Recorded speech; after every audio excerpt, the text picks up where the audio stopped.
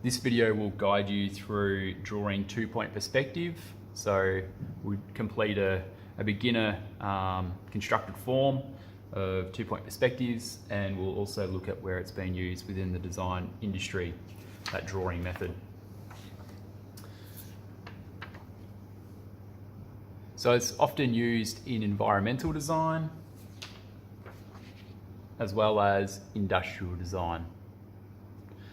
So looking at the industrial design example first, you can see the top and bottom are front-on looking views. They're not depicting any sort of sense of depth, so we can't really indicate what sort of form and depth that the vehicle recedes at. And then we've got a two-point perspective with these two in the center, along with the environmental design, the landscape or exterior form of the building. You can see it differentiates between one-point perspective as it's always drawn from the front corner or back corner rather than a front-on. So you can see that there's no horizontal lines. The verticals remain vertical. The length, which we'll look at shortly, that is so the length of the vehicle or the length of the building, that's receding out to a point on the left-hand side, and anything depicting depth of the vehicle, the back tail, that's receding out to a vanishing point on the right-hand side, which I'll quickly show. So we have our image. I've just traced over to highlight those different angles. So heights also remains vertical, same as one-point perspective. Anything including length, that's receding out to this left-hand vanishing point, so I've included that in green. Anything in red, that's depicting depth, receding out to the right-hand vanishing point. And the vanishing points might not be actually on the page that you're drawing on. You might expand them out, especially in environmental design. If they're too close, it becomes really steep and doesn't look realistic at all. Let's begin.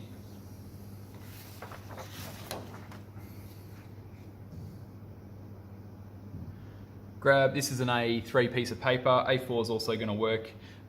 Two-point perspective tends to work best if you're working landscape, as I just indicated, that the vanishing points are going to be best if they're right at the edge of the page, so it's not too steep when you're depicting the length and the height. Otherwise it might not look as realistic as it could. I'm going to be completing the same shapes or forms, that I included in the one-point perspective video. You can do the same, or you can look at drawing some other forms. If you haven't seen the one-point perspective video yet, I strongly recommend go through, watch that first, as it will introduce you to different new terms, a new sort of drawing method, and then advance onto this video. As you can see from the examples previously, there's not any horizontal lines, and so that's why I've included these 5 straight lines, 2 above the horizon line, 2 below the horizon line, and 1 included on it. And so you're going to have a vanishing point directly out to the left and all the way out to the right, and so they're going to be your two points for the perspective to recede at. I'm going to draw this form first, then I'll pause the video and I'll have completed the others. So similar to the previous video. So from the bottom of this shape, or this line, across all of these, anything out to include, as I'm going to once again refer to this as the length, and this side, anything receding out to this side is going to be the depth. So to include the length, that's going to recede out to that vanishing point. So if it's on the left-hand side, using the wrong pencil, which I'm going to be using a 2B, I suggest you use something with a H, 2H or 4H.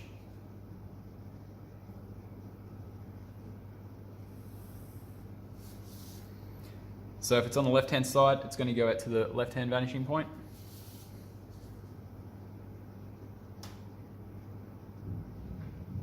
The right.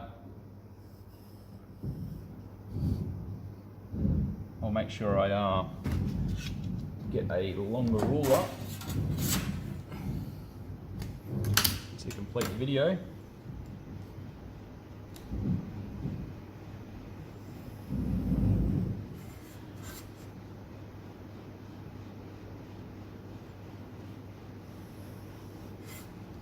So you might need a 45 to 60 centimeter ruler just to cover the whole page.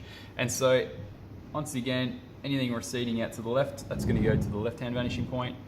Depicting depth, that's going to go to the right-hand vanishing point.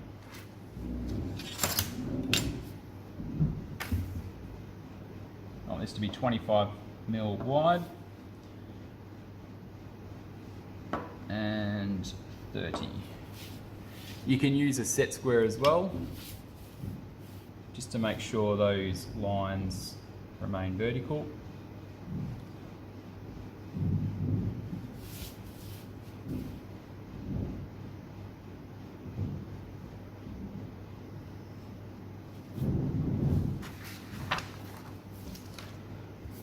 And then, so I'm going to be drawing a sort of an L-shaped form within here.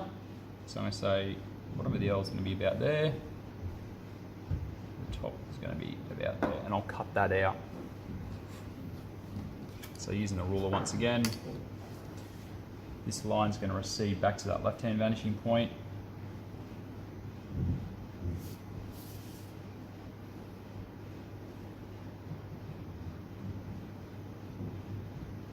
Nice and lightly. And so now I've included all the detail I need to on this left-hand side, depicting the length. And so now we need to depict the depth, so it becomes a sense of form. So there's going to need to be a line projected back there, projected back here, projected back within that space. So I'm going to use a nice long ruler once again. And they're going to be roughly, not parallel, but within line of the line surrounding it.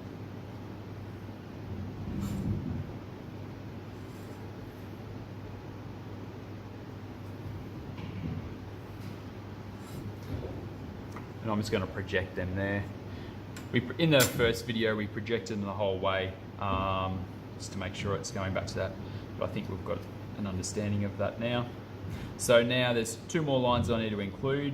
That's receding a line back to this vanishing point, to not parallel, but or perpendicular to that line, but it's going to be one back here, and there's going to be that vertical one as well.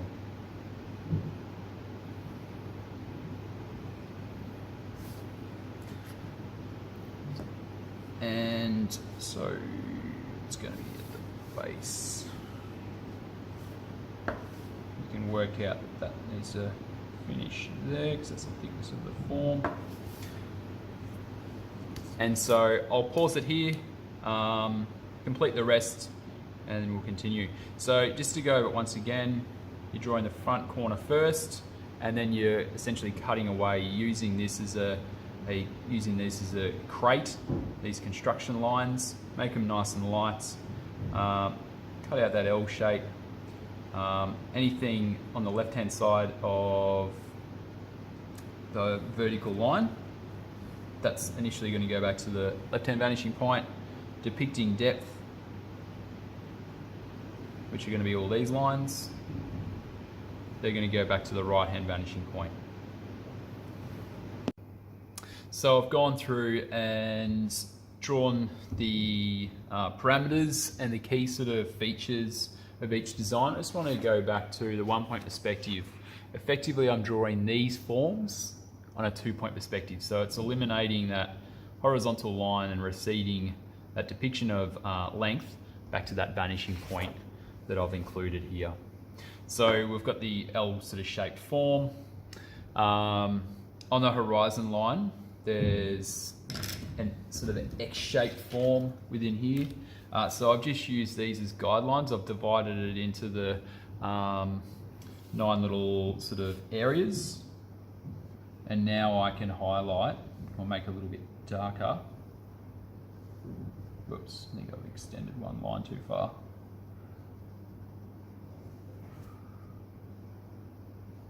The the form, and hopefully it should start to highlight. So use the crate, first of all, just to make sure you've got the depiction of length and depth correct, and then start to eliminate the areas you need. So therefore we've got that form occurring there. And you'll be doing the same method when you're doing 3D modeling. Start off with a basic form and then remove the components that aren't needed. And I've completed the same with this form down here. Apart from the diagonals, obviously same as a 1 point perspective, you're just going to have to go through and determine the parameters that's coming in from this point and from this point, and then you can just join them up. Use your razor.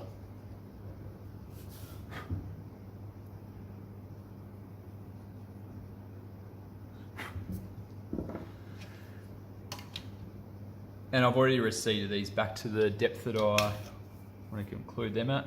This one here's got a little bit more complicated, so I've drawn this line in here that it's going to be that little incision.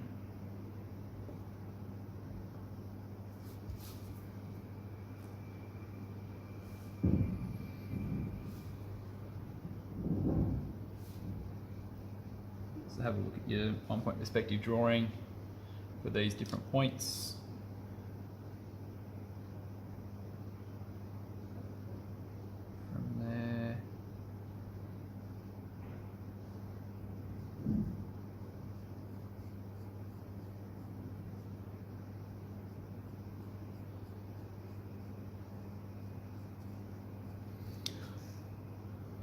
That's clear enough there.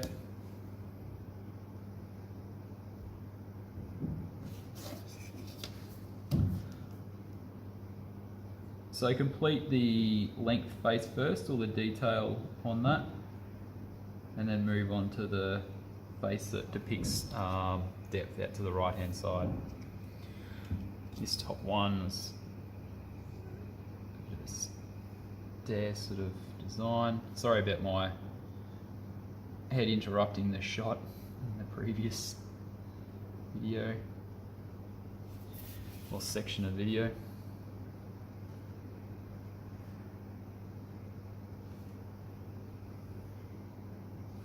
So I'm going to leave those construction lines there just to show you how I've gone through and created it. But they should be nice clear forms. And now I want to depict the depth. Most of it I'm gone through and stated it. I've gone through and completed this one. I'll complete this one, do the same thing, pause it, and then we'll move on to the next stage. So depict how much, whatever the length, determine the length on one of the edges, and then you just, like like the previous 1 point perspective, you're just receding out, identifying wherever there's an edge. That's going to recede out to the right hand vanishing point. So determine edges, recede them out to the right hand vanishing point. If they're going to intersect with other forms, obviously don't let that occur. It's going to just be a little bit busy and confusing. So I've already determined that, and I'm going to close it in.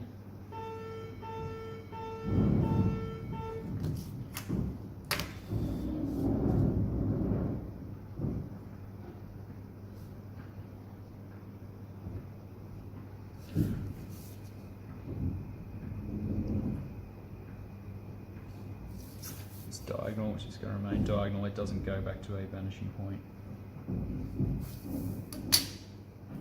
Let's pause and continue.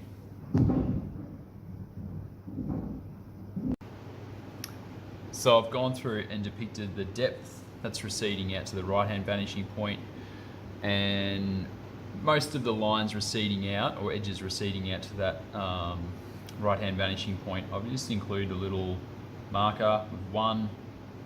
So just to reiterate, verticals stay vertical, depth is receding out to the right-hand vanishing point, length, which I've included the 2 little marks, that's receding out to the left-hand vanishing point. The only other area it's not adhering to that are the diagonal lines.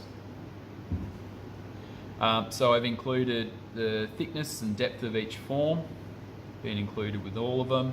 I've kept the construction lines, which I'll will remove next step in terms of when I start rendering it in, so shading it in. The only areas I haven't necessarily finalised as yet is these arcs once again, which is going to be similar to the first, the 1 point perspective in terms of placing it at the vanishing point, tilting the ruler around until it intersects with that edge. So there, it's included there, so we can recede that back. And same thing with this bottom shape, receding that back into its body. I've retracted that back to that left-hand vanishing point, and so therefore it's not going to be flat, but it's just going to curl around and replicate that same shape within that form there. So make sure you go around and include, thicken up where the actual form is being developed, and then erase back any lines aren't needed, ready for rendering in. I also need to just include a couple of little lines on these shapes or forms. So depth receding back to the right hand vanishing point. This one is all complete. Obviously closer to the vanishing point, thinner those faces become, whereas further away these faces really open up a lot more. That one's all complete, that one's all complete. This one's now complete. Now, as I said, I'll erase it back and then I'll start rendering it in. Please see I've gone through and completed the rendering or shading of the 5 different forms. I've included a light source, which is, clearly note the arrow, so it's more of a closed based arrow, appearing as it's looking behind the objects rather than coming in from in front of the object. So the front are darker than the side faces and the tops. When rendering it, I've gone through and used a nice sharp 6B pencil. The light areas I might have used the 2B just for that soft face, and then you want the gradual transition from a soft to the medium all the way through to the dark areas. And you can sort of see it's repeating upon the different faces. So the side faces tend to be the same color. The front length based sort of face that we were discussing before, that all seems to be the same color as well, or sorry, not color, but shade. Looking back at, so 2 point perspective, always drawn from the front corner and recedes back to the left hand vanishing point and the right hand vanishing point. And then 1 point perspective, we can clearly see the difference there in terms of always drawn front on with the depth receding. Thanks for watching.